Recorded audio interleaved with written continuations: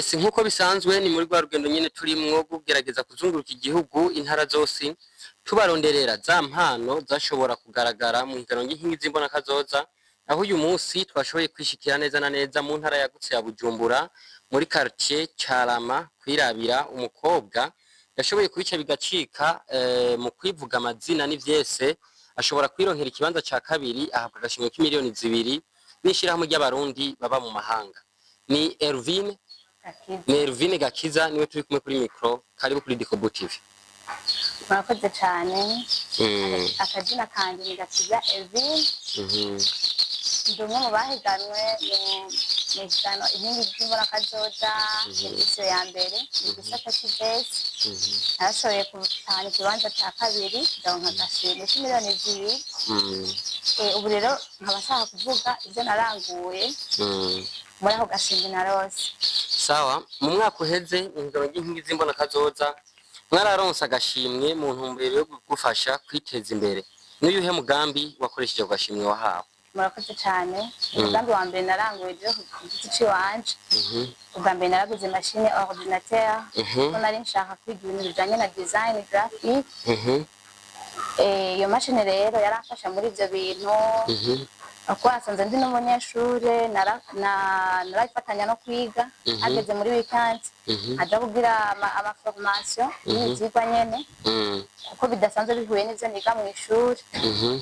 Hamarira iyi machine yaramfashije ibitari bike kugeza n'ubu gutyo mu minsi itari myinshi mu minsi y'imbere azotangura navyo kubibyaza umusaruro.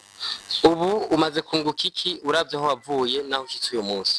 Murakoze cyane. Ico maze kunguka icambere ndamaze kunguka ubumenyi bijanye n'ivya design kandi uretse n'ivyo vya design imashini narakoreye ko n'ibindi bitandukanye n'ubundi bumenyi butandukanye bwaba uko sanze niga kw'ishuri n'ubundi busanzwe bwo mu bibere bitandukanye nk'uko mu kubishikiriza twabivuga yuko ubumenyi nayo ari inkingi zotuma dushika ku mbona kazoza Uburundi bwifashe 2040 n'Uburundi buteye imbere 2060.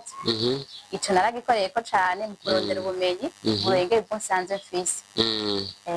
Ni akahe kamo wotera abarundi mu ntumbero yo gushira mu ngiro ya mbona kazoza Uburundi bwifashe 2040 n'Uburundi buteye imbere 2060? Akamo notera abarundi bose na cane cane ugwaruka icambere no kugira gukora amaboko mu mifuko nko twabivuze. Gukora amaboko mu mifuko tugakoresha impano zacu ziri muri twebwe ndetse tugahiga n'ubumenyi tudasanga n'ubwo tudafise nta kintu na kimwe tushobora kumenya aho wakirondeye twongere tugire n'ubumwe. Hambavu y'ibi navuze byo kugura imashini naragiye hamwe kandi nabo twahuriye muri iryo higanwa. Umwe n'uwitwa Mugisha Françoise wo muri mu ntara yagutse ya Butanyerera ndetse neza ku mugwa mukuru wa Ngozi, hamwe n'uwitwa Christine nawe nyene n'Ingozi ariko nawe asanzwe yiga ngaha mu gisagara ca Bujumbura. Twaragiye hamwe turi kumwe twoteza imbere izo mpano zacu ntabwo bari batubwiye ko ubumwe n'impano zacu n'ubumenyi n'ingabire ku Burundi.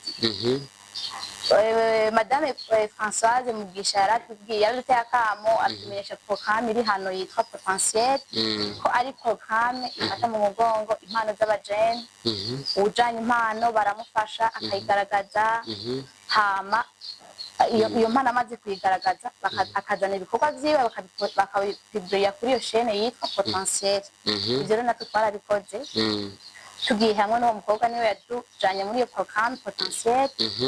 Turajana impano zacu gushitsa ubu turamaze gushirako ibikorwa vya mbere n'ibindi turabifise twaravyanditse tugaje kubigaragaza navyo bica habona kandi ndonkeho n'akaryo ko guhamagarira abandi bajene bose abafise impano bipfuza kuzigaragaza canke kuzikoresha nabo baje muri programme Potentiel irafata mu mugongo impano z'abajene icifasha amavideo muri studio hamwe n'ama audio barabidukorera ujana iyo mpano yawe gusa uce ugatangura kwibyaza umusaruro.